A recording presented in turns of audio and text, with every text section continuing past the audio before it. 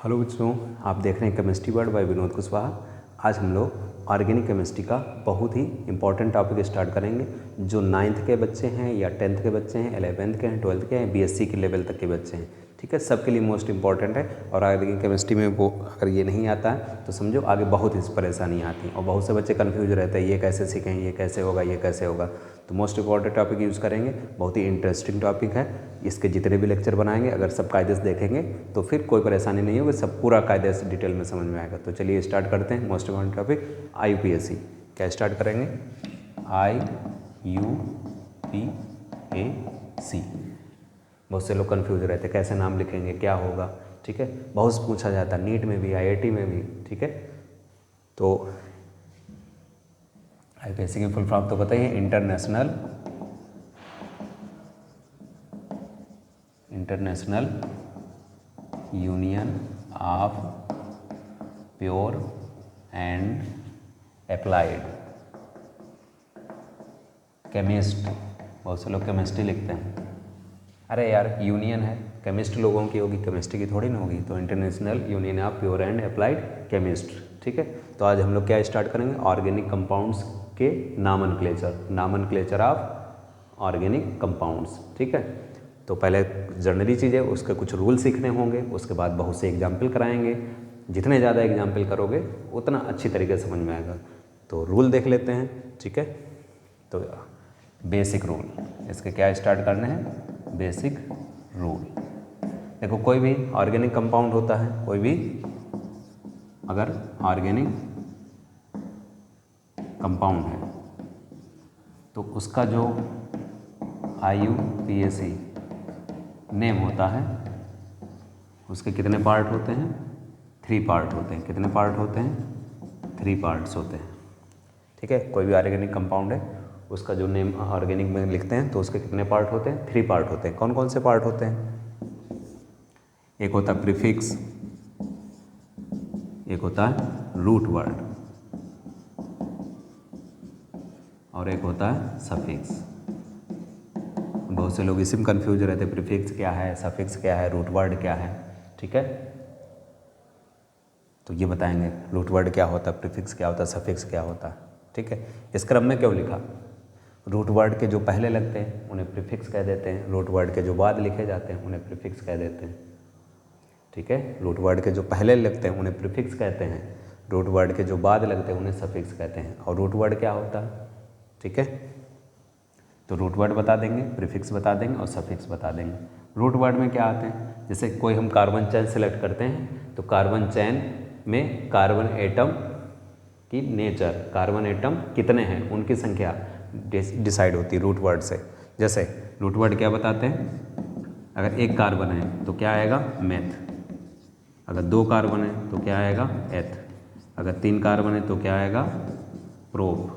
अगर 4 कार्बन है तो क्या आता? ब्यूट, ठीक है। ये मिटा दें, इसको पूरा नोट कर लेना। 4 कार्बन के लिए ब्यूट, 5 के लिए पेंट, 6 के लिए हेक्स, 7 के लिए हेप्ट, 8 के लिए ऑक्ट, 9 के लिए नॉन, 10 के लिए डेक, 11 के लिए अनडेक, 12 के लिए डोडेक। ऐसे और भी होते हैं। 13 के लिए ट्राइडेक, 14 के लिए टेट्राडेक, पेंटाडेक, इस तरीके से आते रहेंगे। तो कॉमन कितने हैं? 6, 7, 8 तक याद हैं, 10 तक याद हैं तब भी काफ़ी है, ठीक है। तो मेथ, एथ, प्रोप अगर लगा है तो ये समझो क्या है? रूट वर्ड है, यानी कि मेथ लगा यानी कि जो हमारे पास कार्बन चेन है उसमें 1 कार्बन होगा। एथ लगा यानी कि हमारे पास जो कार्बन चेन होंगे कितने कार्बन होंगे? 2 कार्बन होंगे। अगर ब्यूट लगा है, प्रोप लगा है, अगर ब्यूट लगा तो कितने कार्बन होंगे? 4। 6 हेक्स लगा तो 6 कार्बन होंगे, ठीक है। तो ये तो रूट वर्ड हो गए। जर्नली में क्या इनको रिप्रेजेंट करते हैं? सामान्यतः क्या कहते थे? एल्क। जैसे कहते हैं एल्केन, एल्कीन, एल्काइन, तो जर्नली में क्या नाम कहते हैं? मेथ, प्रोप, कुछ भी है। जर्नल में क्या कहते हैं? एल्केन। एल्केन में मेथेन, एथेन, प्रोपेन सब आ जाते हैं। अब नंबर चलते चले जाएंगे, उसी हिसाब से एल्केन आते चले जाए। तो ये जर्नली में क्या कहलाते हैं? एल्क, ठीक है। समझ गए रूट वर्ड? फिर देखो,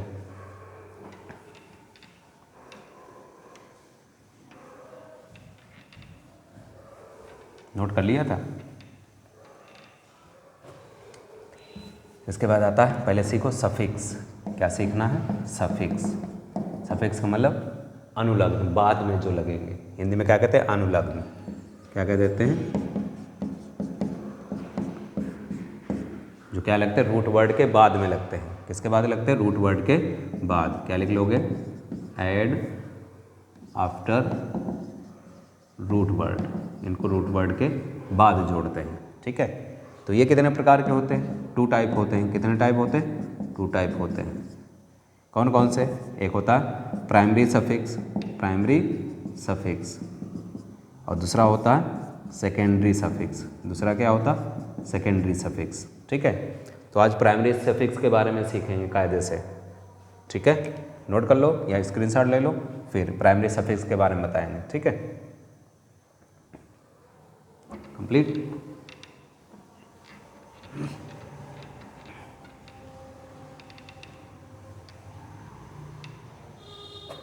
तो पहले क्या? Primary suffix. हेडिंग लगा लीजिए, प्राइमरी सफिक्स। ये क्या बताते हैं? प्राइमरी सफिक्स से हमें क्या पता चलता है? Nature of carbon chain. क्या पता चलता है? Nature of carbon chain. यहाँ पे नेचर से मतलब क्या है? कार्बन चेन के नेचर से क्या मतलब है? यानी कि कार्बन चेन हमारी कैसी? सेचुरेटेड है और अनसेचुरेटेड है। ठीक है, क्या है? सेचुरेटेड है या अनसेचुरेटेड है। इससे पता चलेगा। किससे? प्राइमरी सफिक्स से। याद रहेगा, संतृप्त है या असंतृप्त है, संतृप्त है या असंतृप्त है। किससे पता चलेगा? प्राइमरी सफिक्स से। ठीक है, देखो सेचुरेटेड के लिए क्या कंडीशन आ जाती है? ठीक है, अगर कार्बन में क्या है? जितनी भी कार्बन चेन है, कार्बन कार्बन के बीच सिंगल बॉन्ड है। जितनी भी कार्बन चेन है, कार्बन कार्बन के बीच क्या है? सिंगल बॉन्ड है। तो सेचुरेटेड कहलाएगा। क्या कहलाएगा? सेचुरेटेड। और अगर सेचुरेटेड है तो उसके लिए जो प्राइमरी सफिक्स आएगा, जो प्राइमरी सफिक्स आएगा वो क्या कहलाएगा? एन। क्या कहलाएगा? एन। क्या लगाते थे? अगर कार्बन कार्बन कार्बन जितने भी कार्बन चेन है सिंगल बॉन्ड है तो लास्ट में क्या लगेगा? एन लगेगा। क्या लगेगा? एन लगेगा। ठीक है, फिर देखो अगर अनसेचुरेटेड है, अनसेचुरेटेड में क्या हो जाता है? या तो आएगा डबल बॉन्ड। क्या आएगा? Double bond. या आएगा तुम्हारा ट्रिपल बॉन्ड। ठीक है, डबल बॉन्ड है तब भी अनसेचुरेटेड हो जाएगा, ट्रिपल बॉन्ड है तब भी अनसेचुरेटेड हो जाएगा। ठीक है, तो डबल बॉन्ड है उसके लिए क्या लगा देते हैं? Primary suffix. क्या लगेगा? इन। क्या कहते हैं? इन। और इसके लिए प्राइमरी सफिक्स क्या लगेगा? आइन। क्या लगेगा? आइन। ठीक है, याद रखना सेचुरेटेड अगर कार्बन के बीच सभी सिंगल बॉन्ड है तो क्या लगेगा? एन। अगर कार्बन के बीच डबल बॉन्ड है तो इन, ट्रिपल बॉन्ड आ गया तो आइन। सभी सिंगल हैं तो फिर एन है, अगर एक भी डबल आ गया तो फिर इन लगेगा, अगर एक भी ट्रिपल आ गया तो फिर आइन लगेगा। ओके, देखो एग्जाम्पल कैसे मिटाएं से। जब तक एग्जाम्पल नहीं तब तक कुछ नहीं मजा आती है, ऐसे तो सब पढ़ लेते हैं। देखो जैसे हमने ये लिखा CH4 लिखा है। ठीक है, इसमें कहीं पे हमें डबल बॉन्ड दिख रहा है? नहीं दिख रहा है। अच्छा, फिर देख रहे कार्बन कितने हैं? कितने कार्बन हैं? एक कार्बन है। अब सोचो एक कार्बन है, एक कार्बन के रूट वर्ड क्या लगता था? मेथ। क्या लगता था? तो पहले हमने क्या लिख दिया? मेथ। फिर देखा सभी सिंगल बॉन्ड है तो क्या लग जाएगा? एन। हमने कहा था सफिक्स से वाला लग रहा है रूट वर्ड, तो इसका नाम क्या हो गया? मेथेन। और देखो एग्जाम्पल ऐसे लिखा है, इसमें देखा कितने कार्बन है? 2, तो पहले क्या लिख दिया? रूट वर्ड लिख दिया एथ। फिर देखा कार्बन कार्बन बीच क्या है? सिंगल है, डबल है, ट्रिपल है। क्या है? सिंगल है तो क्या लगा देंगे? एन। क्या नाम हो गया? एथेन। ठीक है, इसी प्रकार ऐसे CH3 CH2 CH3। इसमें देखा कितने कार्बन है? 3। 3 के लिए क्या रूट वर्ड है? याद करने पड़ेंगे। 3 के लिए क्या रूट वर्ड है? प्रोप। और सिंगल बॉन्ड के लिए एन, तो क्या नाम हो गया? प्रोपेन। और देख लो अब की हमने देखा कितने हैं? 4 कार्बन है। कितने कार्बन है? 4 कार्बन। क्या लगता? ब्यूट। 4 के लिए क्या लगता? ब्यूट। और देखा कार्बन सभी क्या है? सिंगल बॉन्ड, तो क्या लगा दिए? एन। क्या नाम हो गया? ब्यूटेन। ओके, ये तो हो गया किसका? सेचुरेटेड वाले का। अब देखो अनसेचुरेटेड वाले में अनसेचुरेटेड के एग्जाम्पल देखो,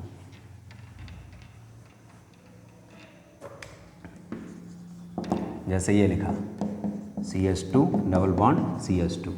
पहले हमने क्या देखा, कार्बन कितने हैं, कितने कार्बन है, 2 कार्बन, 2 के लिए रूट वर्ड क्या लगता है एथ। फिर देखा कार्बन कार्बन क्या है, डबल बॉन्ड, यानी कि अनसेचुरेटेड। डबल बॉन्ड के लिए क्या लगता था, अभी बताया था ईन, तो क्या लग जाएगा ईन, क्या नाम हो गया, एथीन। और देखो एग्जाम्पल, सबसे पहले क्या देखेंगे, कार्बन एटम की संख्या कितने हैं, 3, क्या लगेगा, प्रोप, क्या लग जाएगा, प्रोप। डबल बॉन्ड लगा, ईन लगा देंगे, क्या हो गया, प्रोपीन, क्या हो गया, प्रोपीन हो गया। ठीक है, फिर देखो और एग्जाम्पल, ट्रिपल बॉन्ड वाले, आपकी क्या लगा दिया, ट्रिपल बॉन्ड। ठीक है, अब ट्रिपल बॉन्ड ये भी अनसेचुरेटेड है, देखा कितने कार्बन है, 2 कार्बन है, तो क्या एथ लगेगा, और ट्रिपल बॉन्ड के लिए क्या होता था, वाई, तो क्या नाम हो गया, एथाइन, क्या नाम हो गया, एथाइन। इसी तरीके से अगर इसमें ट्रिपल बॉन्ड है ऐसे, तो हमने देखा कितने कार्बन है, 3 कार्बन है, 3 कार्बन के लिए सोचा रूट वर्ड क्या होता, तो 3 कार्बन के लिए हमने रूट वर्ड सोचा, तो क्या लगा दिया, प्रोप होता है, और ट्रिपल बॉन्ड के लिए लगता है वाई, तो क्या नाम हो गया, प्रोपाइन। ओके, तो ये प्राइमरी सफिक्स है, क्या है, प्राइमरी सफिक्स, याद रहेगा। ठीक, इसके बाद नए लेक्चर में डिस्कस करेंगे सेकेंडरी सफिक्स, सभी बताएंगे, फिर कायदे से एग्जाम्पल चलेंगे, हर एक जितने भी ऑर्गेनिक कंपाउंड्स आते हैं सबकी IUPAC अलग अलग सीखेंगे। ठीक है, तो इसका बहुत मज़ेदार आएगा, कहीं भी कोई भी चीज़ छूटेगी नहीं। ठीक है, तो बने रहिएगा बिल्कुल, और IUPAC बिल्कुल सीख के जाना है। ठीक है, इस पढ़ाई करते रहे, बेस्ट ऑफ लक।